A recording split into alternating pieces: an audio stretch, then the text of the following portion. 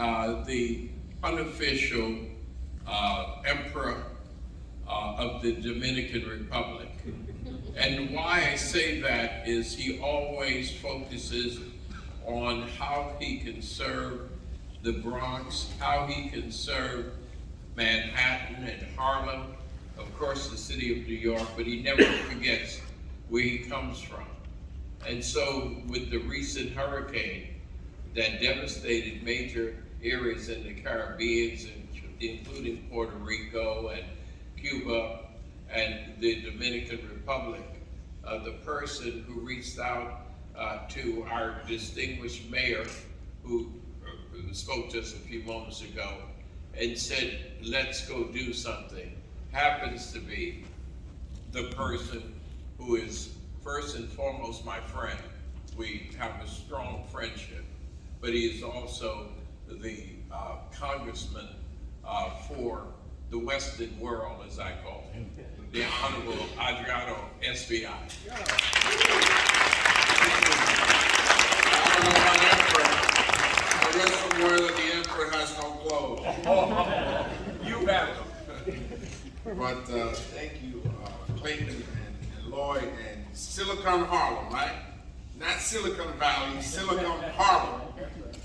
And so this is an important organization, not just for the future of our city and Harlem and the extended Harlem communities, but this is important for the nation, really.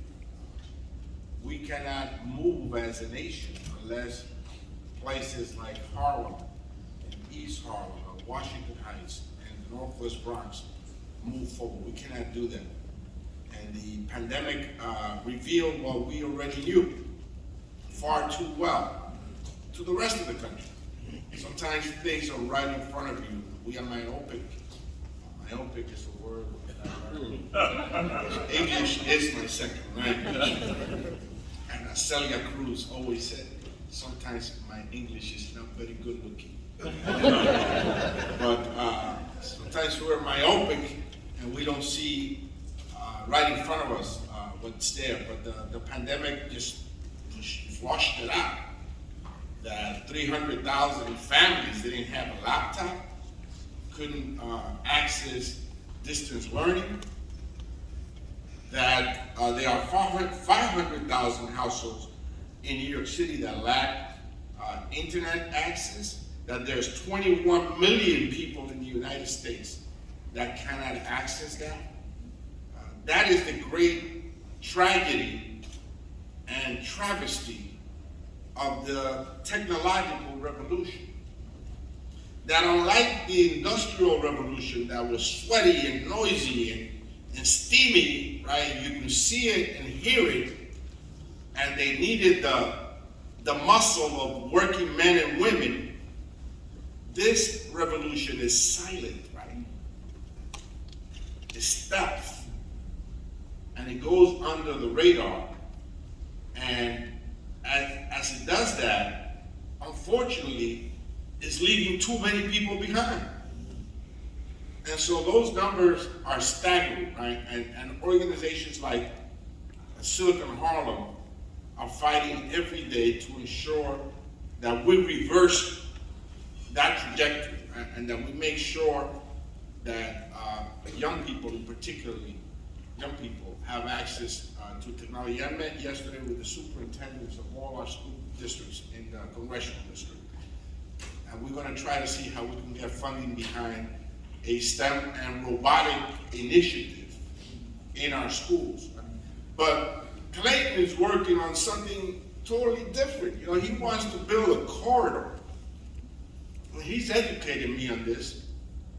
He wants to build a corridor that connects neighborhoods that have been left behind to the state-of-the-art, all the bells and whistles, as they say, 5G and 6G and everything else, right? And he wants to do that. You know, I found through his teachings that you need to have clusters, right, of buildings and structures and infrastructure that allows this to happen in our communities, right? And so he wants to build this corridor on 135th Street. not on 125th Street, on 135th Street. Why? Because in 135th Street you have Harlem Hospital, you have the Schomburg, right? You have the Y, you have a host of, and if you go west, of course you have City College and Columbia University. So that corridor lends itself to building this highway of state-of-the-art technology. And then that could spur the growth on the side streets of Harlem, which is really the goal, right? And so I think that's a fabulous and tremendous strategy that he's putting out there. And so, I supported a bill like 1904, HR 1904. They got all these numbers in Congress. Sometimes I'm in the debate and say, do you support HR 3776? And I said, what is that? But I can tell you that this one is providing broadband access to 8 million people living in HUD-assisted housing. Now, he did something already with Columbia and Manhattanville. I haven't forgotten. Manhattanville housing complex, where he's providing access to 5G to the development there, right? On 135th Street also, right near 135th Street, on the west side, West Harlem. And so he has a great strategy. I'm looking at that strategy to duplicate it in other places in the district. For example, in the Heights, you have a new hotel, the Radio Hotel, on 181st Street in Amsterdam, which is state-of-the-art. It's a smart hotel. But right next to it, you have Yeshiva University, and right next to it, you have other institutions that have access to high technology. And there's no reason why, Mark, that similar corridor could be planned for the 181st Street commercial strip. And then in the Bronx, we're working with the Bronx Foundation, who's doing similar things with Bronx Community College. So these are the great challenges, right? But we did pass the infrastructure bill, which was $1 trillion with a capital T, right? Not a billion, not a million, $1 trillion, right?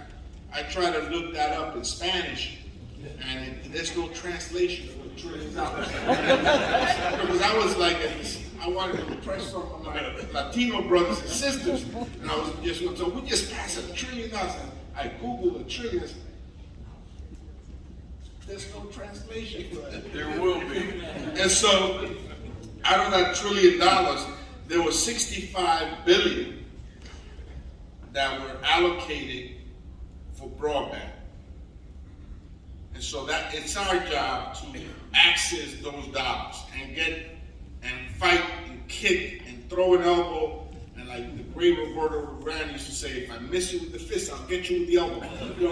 And so we got to do that to bring the monies here. And so this is deep pocket stuff, right? What he does. This is not cheap.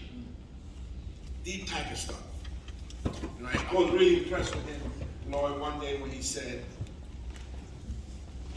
that he was considering the Walk of Fame to have, what's that? AR and VR. AR and VR, which means, Assembly member, that you walk around with your phone and you say, I want to see Michael Jackson do Thriller. And he just pops up and starts dancing right in front of you. Wow. And so this is the kind of stuff this brother's working on, right? I mean, this is really exciting. I think our young people are excited about it. And I want to be a partner with him moving forward. So I thank you for inviting me here today. Lord, thank you for your friendship.